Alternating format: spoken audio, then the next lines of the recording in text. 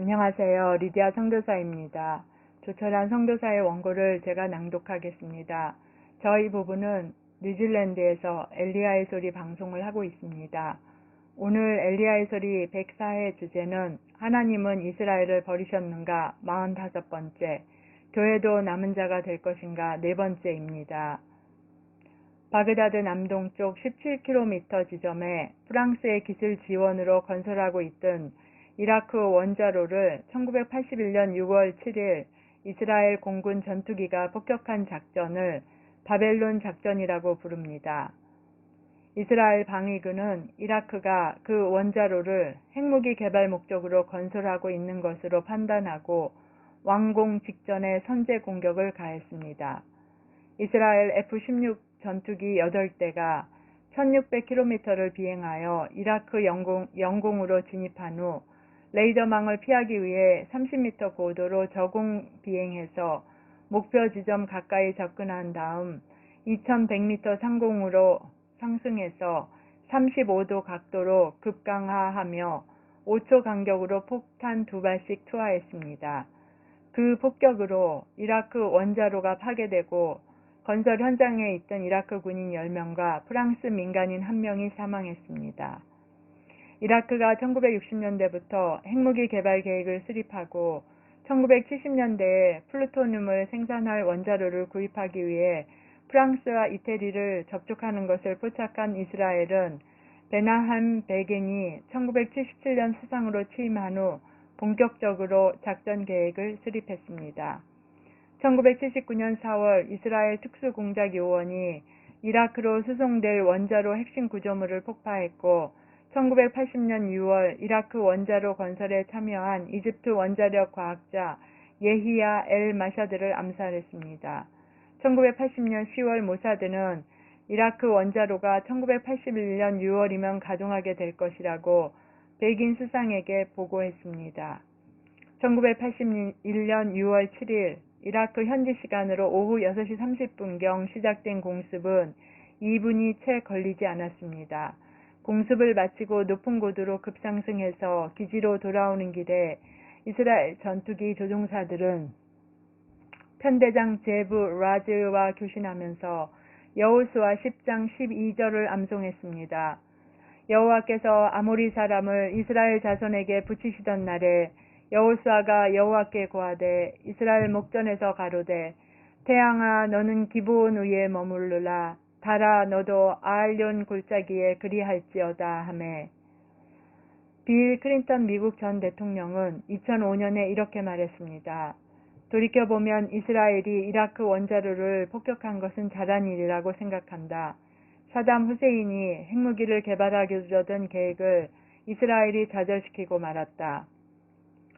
1981년 6월에 이스라엘이 이라크 원자로를 폭격하지 않았더라면 그로부터 10년 후 1991년 걸프전 때 사담 후세인은 핵탄두로 미군과 연합군을 공격했을 것입니다. 걸프전은 이라크가 쿠웨이트를 1990년 8월 2일 침략하여 8월 4일 전격적으로 합병하면서 시작되었습니다.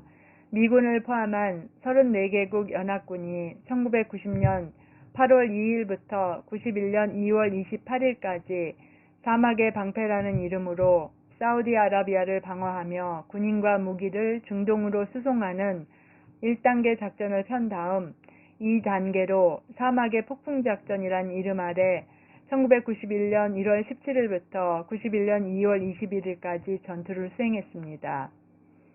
그때 이라크는 사우디아라비아에 배치된 연합군과 이스라엘 땅의 민간인을 목표로 스커드 미사일을 다수 발사했습니다. 한편 1987년 스티브 라이틀과 성령 특공대는 모스크바로 들어가서 기도 전쟁을 하기 위해 핀란드에서 준비를 하고 있었습니다. 하나님은 스티브 일행에게 기도로 영적 미사일을 발사해서 어둠의 왕국을 파괴하라는 임무를 주셨습니다. 핀란드에서 기도로 준비하고 있는 스티브에게 하나님은 또 이라크로 떠날 준비를 하라고 말씀했습니다. 아직 모스크바로 출발하기도 전에 하나님께서 이라크로 갈 준비를 하라고 말씀하시니 어리둥절해진 스티브는 그러면 다른 일행에게도 그 임무를 확증해 달라고 하나님께 요청했습니다.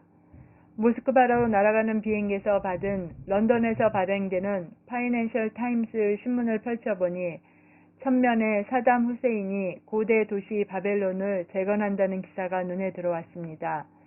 그 기사를 읽고 나서 스티브 일행은 이라크로 가야 하는 임무를 확신하고 그로부터 3년간 준비하기 시작했습니다. 1989년에 하나님은 다시 스티브에게 1990년 5월 28일 이라크로 들어가라는 말씀을 주셨습니다. 왜 하필 5월 28일인지 알 수 없었지만 스티브는 순종하기로 결정했습니다. 스티브 일행은 이라크 입국 전에 준비해야 하는 서류를 프랑스 파리에 있는 어떤 회사에 맡겼는데 1989년 4월 말경 이라크 입국 서류를 받은 직후 그 회사는 부도가 나서 문을 닫았습니다. 1990년 5월 21일 사담 후세인은 모든 아랍 국가 대표를 바그다드로 초청하여 정상회담을 한다고 발표했습니다. 회의 주제는 아랍 국가들은 소련의 유대인들이 이스라엘로 돌아가는 것을 어떻게 막을 것인가입니다. 정상회담 날짜로 잡힌 1990년 5월 28일 스티브 일행은 바그다드 공항에 도착했습니다. 사담 후세인이 5월 28일 이라크 국경을 완전히 봉쇄하여 바그다드로 가는 비행기 안에는 스티브 일행밖에 없었습니다. 바그다드 공항에도 스티브 일행 외에는 아무도 없었습니다. 마중 나온 이라크 여행사 가이드가 이렇게 말했습니다. 오늘은 아무도 이라크에 들어올 수 없는 날인데 당신들 입국 서류를 제출한 회사가 부도나는 바람에 연락할 길이 없어 당신들만 입국이 허락되었소. 사담 후세인은 자기가 느부갓네살의 직계 후손이라고 주장하며 자기 목표는 이스라엘을 파괴하고 유대인을 몰살하는 것이라고 공언했습니다. 1990년 5월 말 바그다드에서 열린 아랍 정상회담에서 사담 후세인은 이렇게 발언했습니다.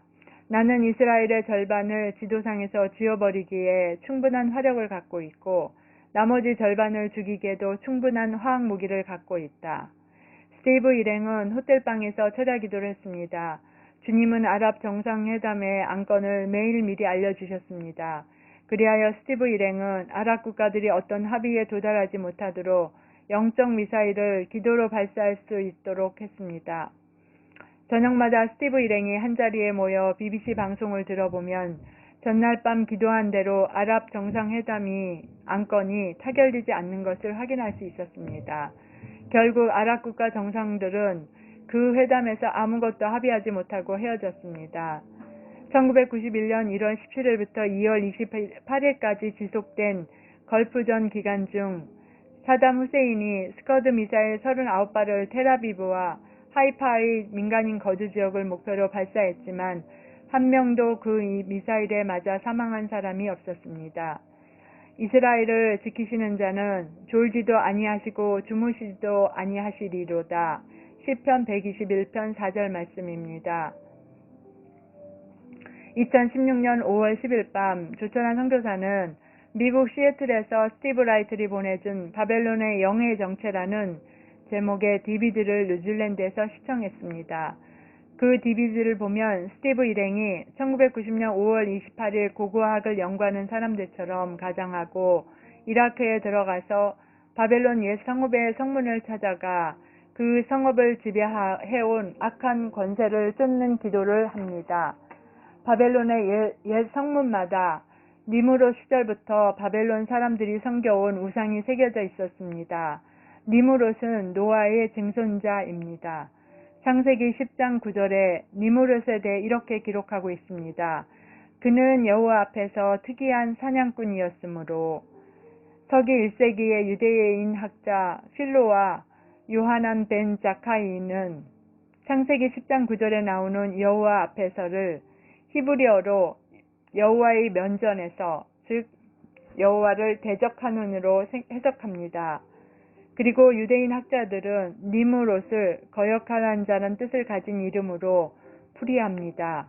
니무롯은 자기의 용맹을 믿고 유일하신 하나님을 대적하며 바벨탑과 니느웨의 성을 세운 자이고 바벨론의 수많은 우상을 만들어낸 자입니다.